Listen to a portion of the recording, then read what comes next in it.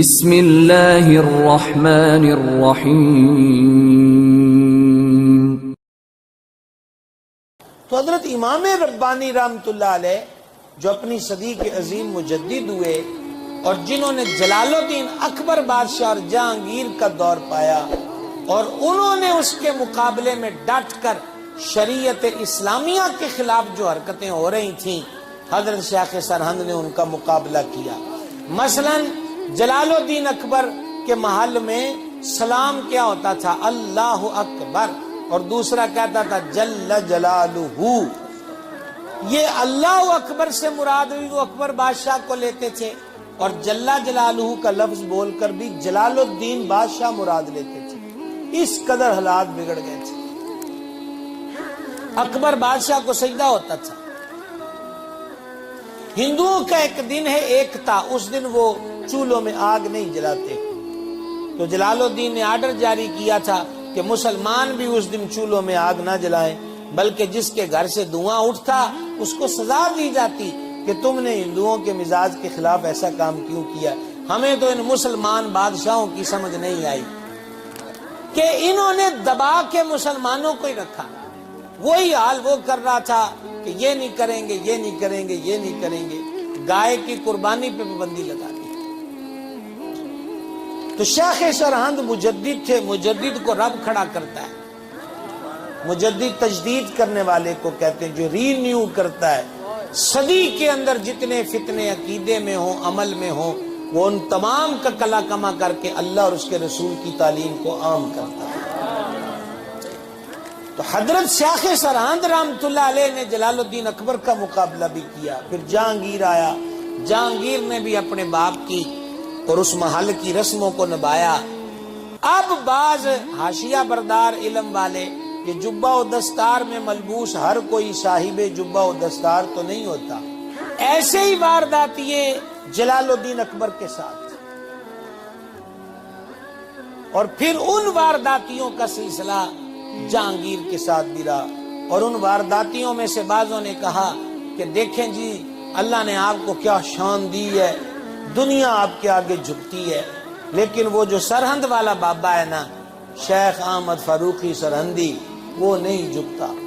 کا بلایا جائے حضرت مجدد الفسانی شیخ احمد فاروقی سرہندی نور اللہ مرقدہ تشریف لائے، اور آپ نے جو محل میں طریقہ تھا کہ پہلے سجدہ کرنا ہے بادشاہ کو، نہیں کیا، سلام لیا۔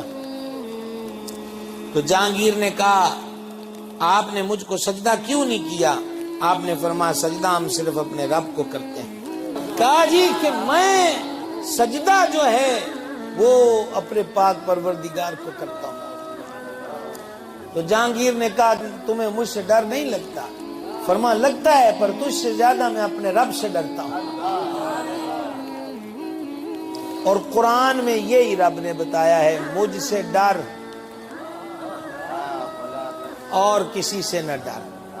اور لا خوف کی سند ملتی تب ہے جب بندہ رب سے ڈرے اور کسی سے نہ ڈرے، یہ سند ملتی تب ہے۔ تو مجدد پاک سے کہا کہ تم مجھ سے ڈرتے نہیں ہو؟ فرمایا ڈر لگتا ہے، پر تجھ سے زیادہ میں اپنے رب سے ڈرتا ہوں۔ تو اس نے پھر وہ وارداتیوں سے کہا کہ اب کیا کرنا ہے؟ تو وارداتیوں نے کہا کہ بس بابا جی تھوڑا سا سر جھکا دیں، سجدہ نہ کریں، ویسے سر جھکا دیں تو بات بن جائے گی۔ شیخ سرہند نے فرمایا سر تھوڑا جھکے یا پورا، صرف رب کے آگے جھکے گا، آگے نہیں جھکے۔ تو اب انہوں نے کہا کہ اس بابے کی سزا ہے۔ انہوں نے کہا سزا کیا؟ انہوں نے کہا جیل میں ڈال دو۔ تو کہا بابے سرہندی کو جیل میں ڈالو۔ انہوں نے کہا چلے جاتے، گھبرائیں گے تھوڑی۔ شیخ سرہند جیل میں گئے۔ دیکھو اللہ والے جدھر جاتے ہیں ڈیوٹی اپنے رب کی دیتے ہیں۔ آپ نے وہاں اپنے ایک عزیز کو خط لکھا۔ آپ نے فرمایا میرے کچھ سپارے رہتے تھے حفظ کی تکمیل کے، اور باہر مجھے وقت نہیں ملتا تھا، جیل میں آیا ہوں تو آج قرآن حفظ مکمل ہو گیا ہے۔ جیل میں آئے ہیں تو قرآن کمپلیٹ ہو گیا حفظ۔ اور پھر شیخ سرہند نے کیا کیا؟ جیل کے قیدیوں سے تو کس جرم میں، تو کس جرم میں، لوگ اپنے جرم بتا رہے ہیں، اور پھر یہ نقش بند کا بادشاہ ہے، اور نقش بندی سلسلے میں نگاہوں کا فیض دلوں میں ڈالا جاتا ہے، تو آپ نے ان پہ توجہ بھی کی، اصلاح بھی کی، اور ایک حسین ماحول ہو گیا جیل میں کہ اذان ہو رہی ہے، تکبیر ہو رہی ہے، شیخ سرہند مسلح پہ ہے، قیدی مقتدیوں میں کھڑے ہیں اور نماز ہو رہی ہے۔ انج بھی سجن واہ واہ تے انج بھی سجن واہ واہ۔ کیوں جناب؟ باہر بھی رہنا ہے تو مالک کی ڈیوٹی، اندر بھی آنا ہے تو پروردگار کی ڈیوٹی۔ جیل والوں کو توبہ نصیب ہو گئی اس ولی کامل کی نگاہ فیض کی برکت سے۔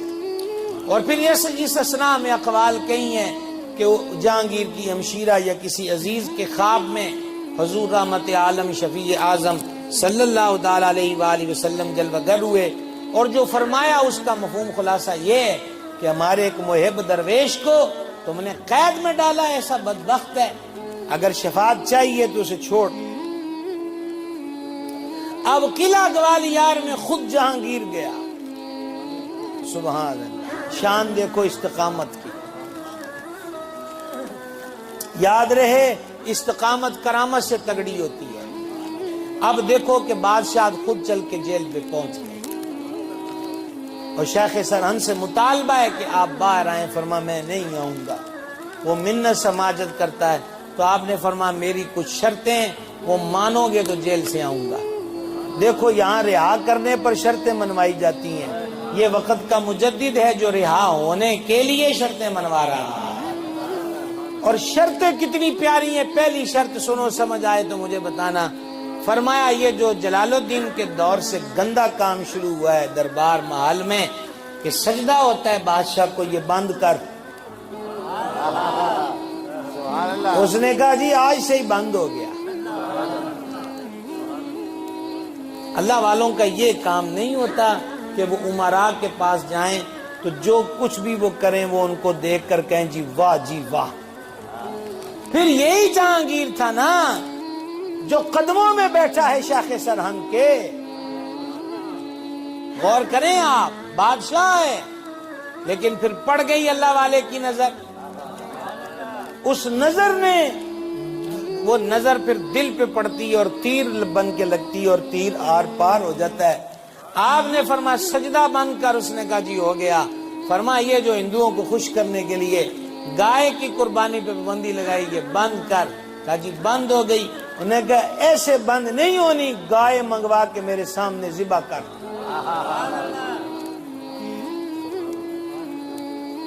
یہ کردار ہے ہمارے اسلاف۔